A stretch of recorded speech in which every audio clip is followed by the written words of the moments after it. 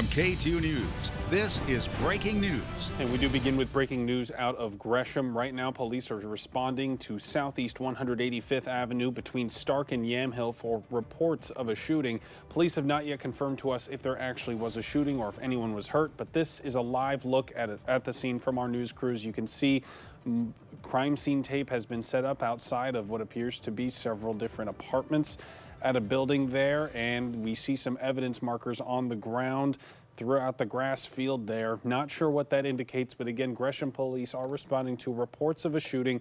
We have reached out to get more information from police, and as you can see, we have a crew on the ground. We'll keep you posted with any new information at KATU.com. We'll also have the very latest tonight on KATU News at 11. Good evening, and thank you so much for joining us for this digital edition of KATU News. I'm Barry Mangold. We have a lot to get to today, including tornadoes tearing through the Midwest and campus protests nationwide. But first, starting here at home, a family of 4 has been displaced after a house fire in Hillsborough. That fire broke out just before 1 p.m. today. Hillsborough Fire and Rescue were called in after a neighbor reported seeing that house on fire. The fire was quickly extinguished, and luckily the occupants were not home when that fire broke out. The cause of it is unknown, currently being investigated by fire and rescue deputy and fire marshals. And staying in Hillsborough, streets are now open after a single car accident at Century Boulevard and Jacobson Street. One person was taken to a hospital. Hillsborough police are investigating the cause of the crash. I'd be hard pressed to think of a city where the sports bra wouldn't be amazing. We are hearing from the founder and CEO of the Sports Bra after the bar dedicated to women's sports received an investment from the 776 Foundation. The foundation was founded by Alexis Ohanian, who is also the co-founder of Reddit. The investment will go towards support for the expansion of the Sports Bra. Founder Jenny Nguyen tells us this all started last year when Ohanian tweeted at her. They corresponded over email for several months as Nguyen pondered her vision for the future of the business, which is franchising. She tells us about the moment she knew the partnership was the right choice. We looked through the portfolio, and a lot of the work that they do is for climate change, and global inequities and climate change are the big ones. And so I wasn't sure if they would be willing to invest in girls and women's sports. So he offered the foundation. I go, wow, that's awesome. Would you guys be open to earmarking the returns for girls and women's sports? And they were like, yes. And that was kind of like, that did it. I was just like, okay, this is a win-win-win situation. And Ohanian says 100% of the returns from the 776 Foundation's investment will be earmarked for future donations to advance future generations of female athletes. As for when and where the first sports bra franchise will open up, that's still in the works. We'll keep you posted. An assault of severe weather on the nation's heartland this weekend. More than 130 tornadoes reported across several states since Thursday, and they have left behind a path of destruction. In Oklahoma alone, at least 2 people have been killed, including a 4-month-old baby.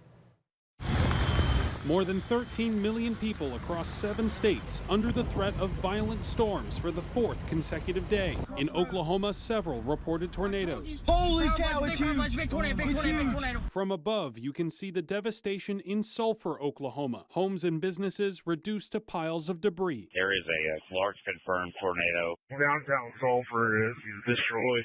The Ardmore High School is on fire. The damage in the community of Sulphur is extensive. We can see cars flipped over onto its side, the windows of these buildings blown out. Now crews have arrived here to the town to help clean up. You can see the roofs here collapsing onto a car. It is going to be a long recovery. Julie Cox's boutique is among the businesses that were damaged. This was just boutiques, wineries, shopping.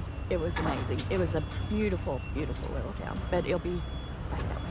That's good news. We'll rebuild. Yeah. Fierce lightning seen in the sky as this funnel cloud formed near Ardmore, Oklahoma.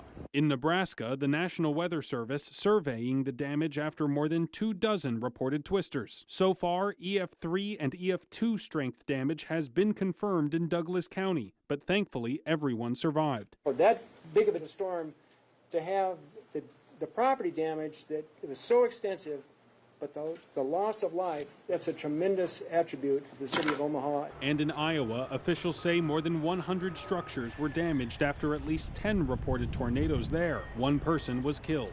This severe weather threat expected through the evening. Damaging winds, large hail, and a few tornadoes all in the forecast. While there is a danger of flooding in the southern plains and Ozarks amid drenching rains. Now, closer to home, let's take a live look now at downtown Portland from our standard camera. We can see here, very different situation here in the Pacific Northwest. We do have some clouds and a bit of rain on and off. It looks like we're having a pause in the rain that we saw this morning.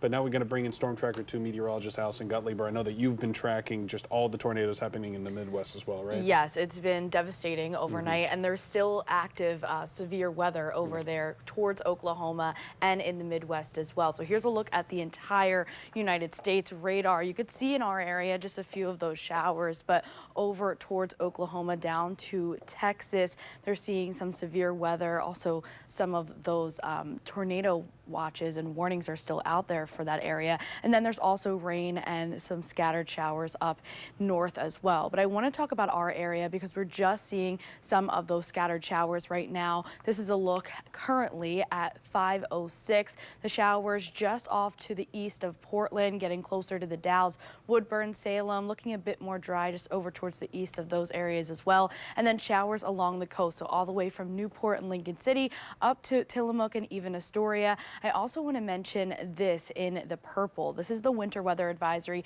It's going to go in effect tonight until tomorrow morning. And the reason that is because we're going to continue to see some of those snow showers in the area. So let's talk about the winter weather advisory. The snow levels falling down to around 3,500 feet. So don't look at that extra zero. And some of the areas could see between 2 to 8 inches likely, or even close to a foot above 5,000 feet. So again, this is late tonight to early tomorrow morning. And let's continue to talk about tomorrow because there's more chances for some thunderstorms over towards our area. So in the valley, even along the coast and getting closer to the Dalles, there's chances for some of those thunderstorms. This is a look at Monday. Still chances for thunderstorms on Tuesday as well. So we're going to continue to see this unsettled weather over the next couple of days. Let's time this out. So the showers are still going to be pretty scattered. You can see some heavier rainfall going into early tomorrow morning. And I want to mention the Cascades because we're going to see some heavy snowfall in the Cascades going into around 7, 8 tomorrow morning. And that winter weather advisory is still in effect at that time.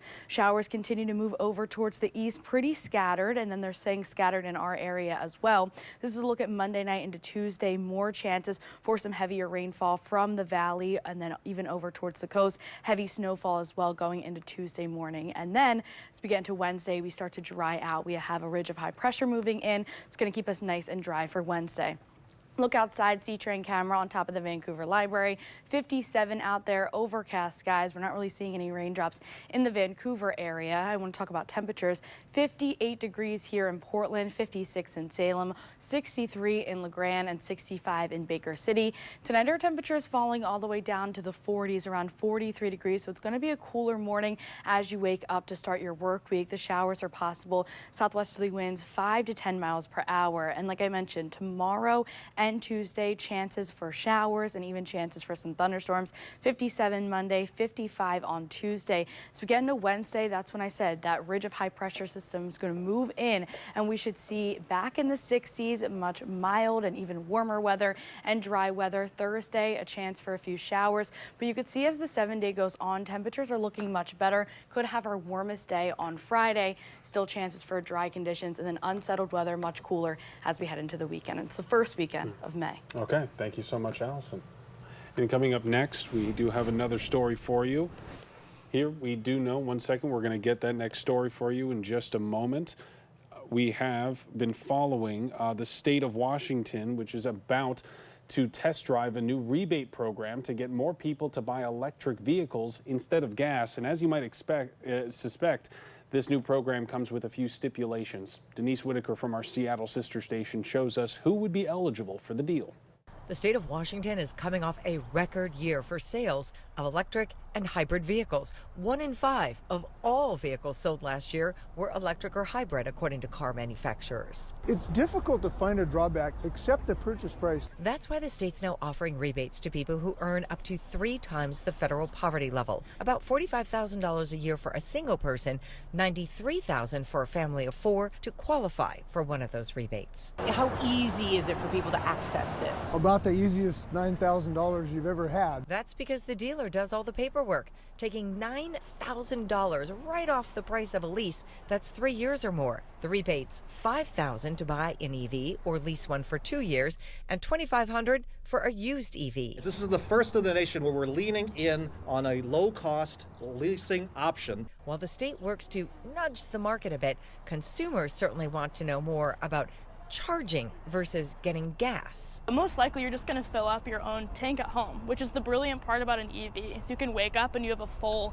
tank or a full charge before you head out to your whole day. But if you need a charge, the cost to do that is a fraction of buying a gallon of gas. The goal of this new incentive program is to get at least 7,000 to 8,000 more electric vehicles on the roadways here in Washington state. In Tukwila, Denise Whitaker, KOMO News. And depending on the term of the lease or loan, this new rebate program can bring the cheapest EV down to just $56 a month.